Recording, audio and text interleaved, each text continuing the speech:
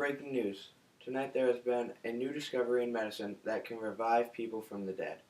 Scientists have just tried it on former Roman Emperor Diocletian, and he has returned from the dead. I have him here with me. So Diocletian, I'm going to ask you a series of questions about what it is like to be a Roman emperor. So first off, do you know your name? Who do you think I am? I am Diocletian, Emperor of Rome. Now tell me, do you remember how you came to power? Well, of course I do. I stabbed my officer, Arrius Aper, when I was a soldier. All the other troops were so amazed by what I had done, so much so that they had named me Emperor. Do you happen to remember the specific date that you took the throne?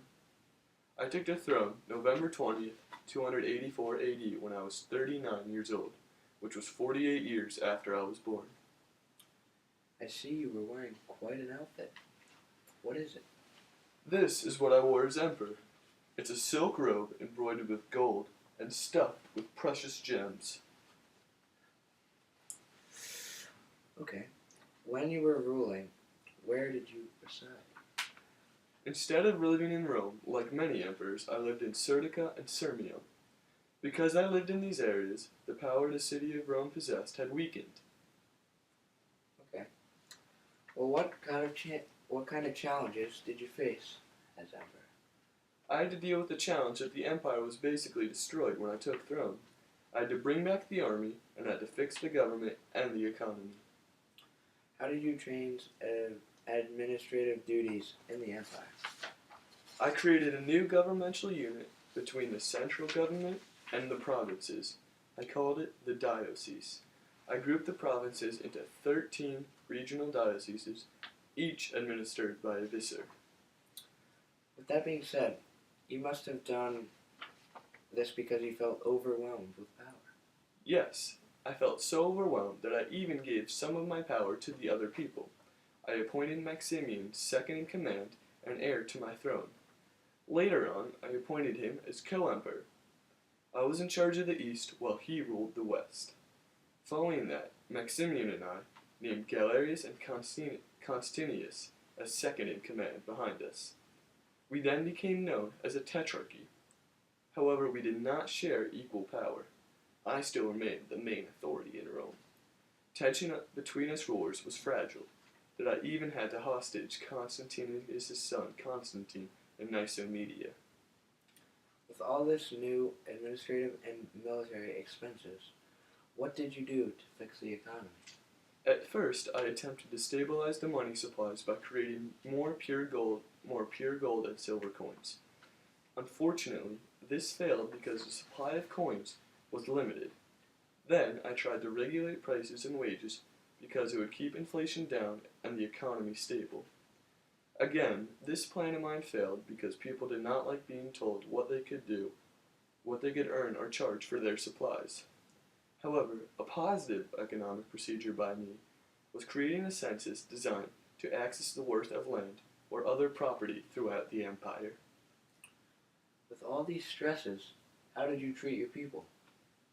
People were forced to refer to me as Adored One. They were forced to bow and kiss my hand or robe. Why would you make people do that?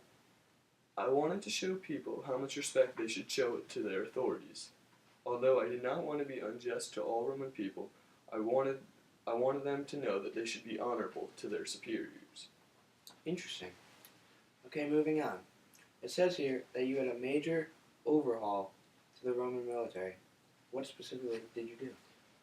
Well, before my changes, different groups were constantly invading the borders of the empire.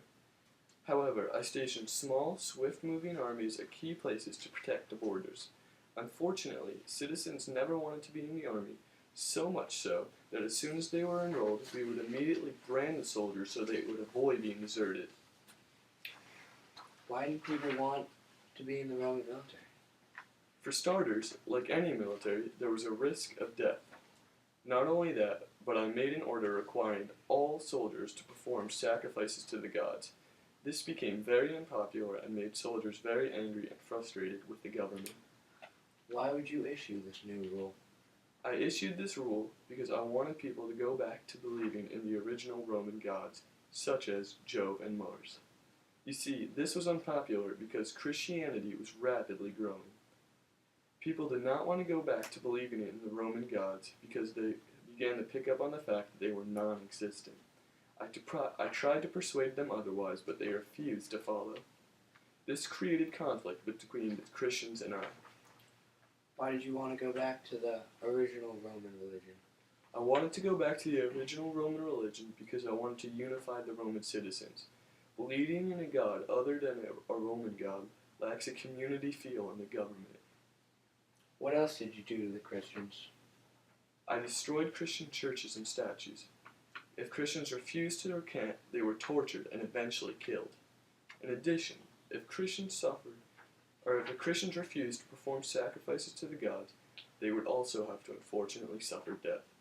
So, as you may have picked up on, I do not like the religion of Christianity. It was not the typical Roman belief. Did you think doing this was cruel or unnecessary? No. Well, okay. Thank you, Diocletian, for your interview with us. Welcome back to the world.